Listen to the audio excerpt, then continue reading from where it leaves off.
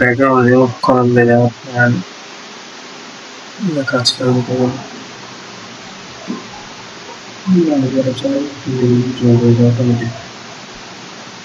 আমি দেখানোর লেগে থাকে যাচ্ছে। আপনি যখন ধরেন করবেন পুরা আলাদা আলাদা করে ধরেন সিলেক্ট করে করে পরে মার্ক করবেন। আমি জাস্ট এটা তাড়াতাড়ি লেগে আর কি দেখলাম যে এমনি সিলেক্ট কেমনে করতে আর কি ওইটা সিলেক্ট হয় নাই। যাই হোক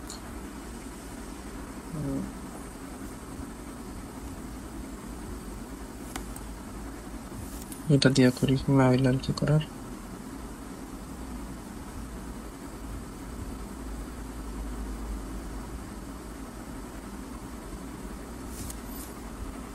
এটা বেশি হয়ে গেছে, মাইনাস করে দিই।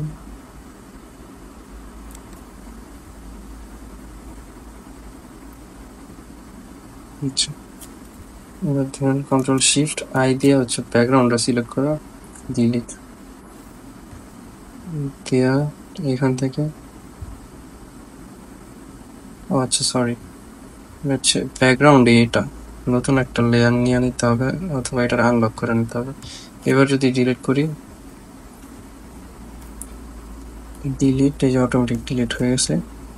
কন্ট্রোল ডি দিয়ে ডিসিলেক্ট, ব্যাকগ্রাউন্ড আর কি নাই এই ছবিটার। এখন যদি এটা কোনো নেই ব্যাকগ্রাউন্ড ছাড়াই যায় ওই যে এরকম, তো এটা এরকম করে সেভ করতে চাইলে এরকম অনেক সময় লাগে, বিশেষ করে কোনো কি কয় আইকন অথবা কি বলে মানে আইকন অথবা টেক্সট যেটা ফিক্সড থাকে যে এটার এইভাবে ব্যাকগ্রাউন্ড ছাড়া লাগে, ওইগুলোর লেগে হচ্ছে এরকম এই ফরম্যাটটা দরকার হয়। তো এখান থেকে সেভ এজ গেলে অথবা কন্ট্রোল এস দিয়ে সেভে গেলে অথবা এইখান থেকে কন্ট্রোল শিফট এস দিয়ে সেভ এসে যায় সেভ অন ইউর কম্পিউটার। এইখান থেকে জাস্ট ফরম্যাটটা সিলেক্ট করতে হবে, পিএনজি সিলেক্ট করা, save large file first Sevi এটা দিলেই সেভ হয়ে যাবে।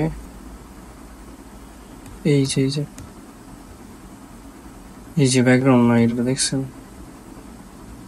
ব্যাকগ্রাউন্ড থাকলে এই যে পুরোটা থাকতো। যদি ওপেন করি হয়তো সাদা দেব না তো কালা দেব ব্যাকগ্রাউন্ড, মানে এটা ব্যাকগ্রাউন্ড নাই, হ্যাঁ থিমের লাগে আর কি যেটা।